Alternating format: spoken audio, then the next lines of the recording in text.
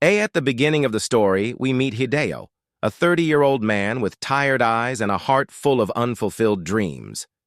Once he aspired to be a celebrated novelist, but life had other plans. Instead of accolades, he found himself stuck in a monotonous, low-paying job for years. Despite his struggles, Hideo was a man of quiet resilience. His best friend, however, grew increasingly frustrated with his lack of progress and the fact that Hideo was living in her apartment, unable to secure a better future. Hideo's only ray of hope was his daughter, the light of his life, whom he loved more than anything in the world. But one fateful day, his friend's patience ran out, and she threw him out of her apartment. That same evening, the city fell into chaos. News broke of a mysterious virus spreading rapidly, turning people into something monstrous, biting not just humans, but animals as well.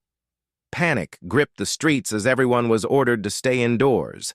But Hideo had no home to retreat to. With nowhere to go, he spent the night wandering the desolate streets. By morning, he headed to his office, a small publishing firm where only 5 employees worked. Deadlines demanded their presence overnight, and the oppressive atmosphere felt heavier than usual. Suddenly, Hideo's phone buzzed. It was his estranged friend. Her voice was strained yet oddly calm as she asked him to bring breakfast and return to the apartment. Puzzled but hopeful for reconciliation, Hideo complied. When he arrived, he knocked on the door, but there was no answer. Peering through the letterbox, he caught sight of her, her movements jerky, her behavior unnervingly strange.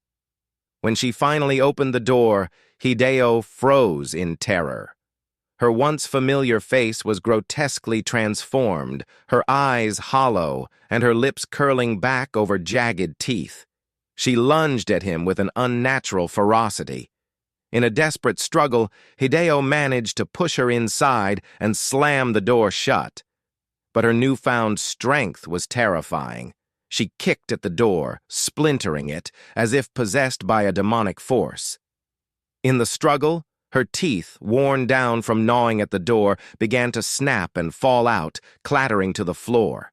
Hideo was horrified yet bewildered at the sight. His friend, now a shell of her former self, dragged him into the apartment and tried to bite him, but her toothless maw rendered her harmless. Grabbing a sharp object nearby, Hideo fought back, accidentally ending her life. His heart pounded as he stumbled out of the apartment, shaken but alive. Back at the office, chaos awaited. A male colleague, blood-stained and frantic, was glued to the news. Their boss appeared next, his eyes unnervingly vacant and a knife embedded in his stomach. Yet he moved with terrifying resolve, attacking the male colleague who fought back desperately. But no matter how many blows he landed, the infected boss wouldn't die. In the midst of the chaos, the male colleague explained in panicked breaths, "It's the virus. If they bite us, we'll turn into them, into zombies." Hideo checked his own hand, trembling. He found no bite marks. His friend's broken teeth had spared him. But his relief was short-lived. His colleague's eyes began to change, glowing with an unnatural light. Realizing his fate, the man grabbed a knife and ended his own life, his blood staining the walls and floor. Hideo, frozen in fear, could only watch as the nightmare unfolded. Before he could process what had happened, a female colleague stumbled in, her body grotesquely contorted. Her appearance was otherworldly, as if possessed by an unholy force. Hideo's instincts screamed at him to run. Without a second thought, he bolted out of the office, his heart racing, and found himself staring into a city plunged into chaos. All around him, people had turned into Z, their eyes wild with madness as they viciously bit each other. Hideo, filled with fear, ran towards a car, desperately calling for help. A girl appeared beside him, her face a mix of confusion and terror. In a split second, Hideo imagined drawing his gun to protect her, aiming it at the G to save her life. But as the adrenaline surged, reality hit. He had no gun. It was all in his mind, a desperate fantasy to give him some hope in this nightmare. The survivors, shaken and exhausted, climbed into the car, seeking refuge. The small space felt suffocating as they sat in silence, the only sound coming from the news playing softly on the radio. The voice on the radio confirmed their worst fears. The virus had spread throughout the entire city. But no answers were given about how it all began, leaving them to wonder whether anyone was truly safe. As they absorbed the grim news, Hideo's eyes fell on the man sitting next to him. Something was wrong. Blood was dripping from his eyes, an unmistakable sign of the infection.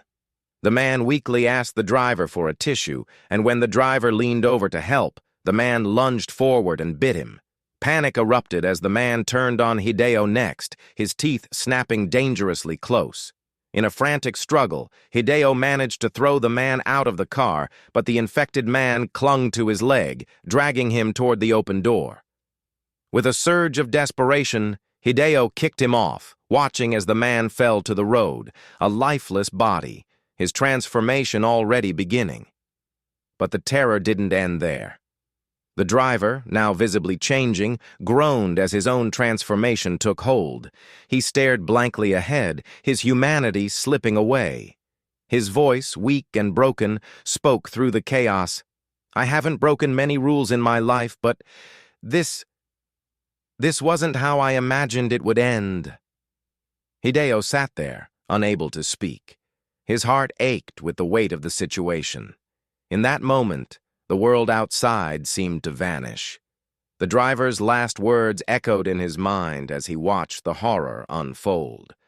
The virus was spreading faster than they could run, and the world, their world, was slipping through their fingers. Hideo bolted from the office, his breath hitching with every step.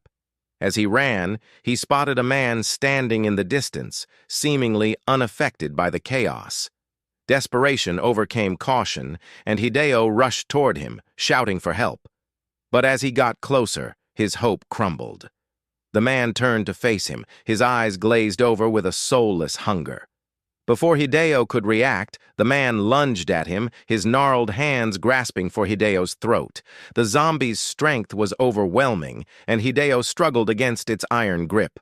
Just as it seemed like the end, a sudden blur appeared from the shadows. A sharp, decisive blow landed on the zombie's head, and it collapsed to the ground. Hideo turned to see a young woman with fierce determination in her eyes, holding a makeshift weapon, a blood-stained metal rod. "Are you okay?" she asked, her voice steady but laced with urgency. Hideo nodded shakily, realizing he had been saved by Hiromi, a survivor who, as he would soon learn, was unlike anyone else. Unlike others who succumbed to the virus, Hiromi seemed to have developed an immunity. Not only had the virus failed to infect her, but it had also altered her physiology, granting her heightened senses and strength. However, Hideo couldn't ignore the growing aggression in her demeanor, an unsettling shift that hinted at something deeper. The two of them ventured further into the chaos, eventually reaching a sprawling shopping mall. Its shattered windows and overturned displays told a grim story of panic and desperation. Hideo and Hiromi entered cautiously, their every step echoing through the hollowed-out space. The air was thick with tension, and Hideo's grip on the shopping trolley tightened as he pushed it forward with Hiromi seated inside, conserving her energy. Suddenly, out of the darkness, a figure emerged. A disheveled man in a torn salesman uniform. His hollow smile and blood-smeared name tag made Hideo's stomach churn. "Do you need anything?" the zombie salesman rasped, his voice unnatural and dripping with malice. Without waiting for an answer, he lunged at them with alarming speed. Hideo braced himself, but before the creature could strike, a figure leapt into the fray. A young nurse armed with a scalpel and unyielding courage. She moved with precision, striking the zombie down in a flurry of calculated blows. "Stay close to me," she commanded, her voice sharp and commanding. Hideo and Hiromi followed her as she led them through the maze of the mall to the rooftop, where a small group of survivors had taken refuge. The rooftop was a stark contrast to the chaos below, a temporary sanctuary fortified with barricades and makeshift weapons. The survivors, weary but determined, had carved out a fragile existence here. Hideo learned that the zombies couldn't climb to the rooftop, offering a rare respite from the terror. But even in this fragile moment of safety, unease lingered. Hiromi's behavior became increasingly erratic. Her hands trembled, and her breathing grew heavier as if she were battling something deep within. Hideo couldn't shake the feeling that while she was immune to the virus's effects, something darker was taking hold of her. The group dragged Hideo along despite his protests, their desperation for food overriding his fears. They entered the mall cautiously, the eerie silence amplifying every creak and shuffle. As they scavenged for supplies, the leader of the group lingered behind, his eyes dark with malice. Fueled by a hidden grudge, he slipped away from the others and made his way to the mall's control panel. Suddenly, the mall's speakers crackled to life, blasting loud music that echoed through the building like a death knell. The sound reverberated through the empty corridors, piercing the oppressive quiet. Hideo's heart sank as the first growls erupted in the distance, growing louder with each passing second. Zombies poured in, drawn by the blaring noise, their grotesque forms swarming toward the survivors. Panic consumed the group as they scattered. Hideo, shaking with fear, found refuge in a small cupboard, peeking through the slats as chaos unfolded. Among the horde, one zombie stood out.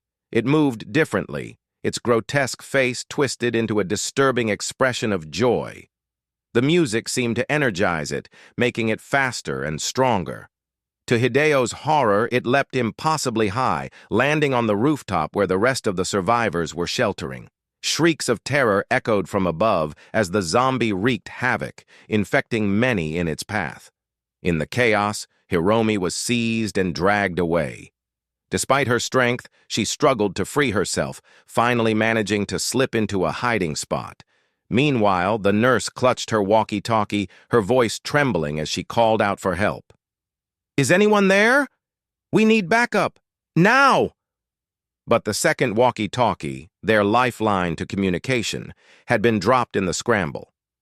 It lay on the blood-stained floor, out of reach, as the situation spiraled further out of control.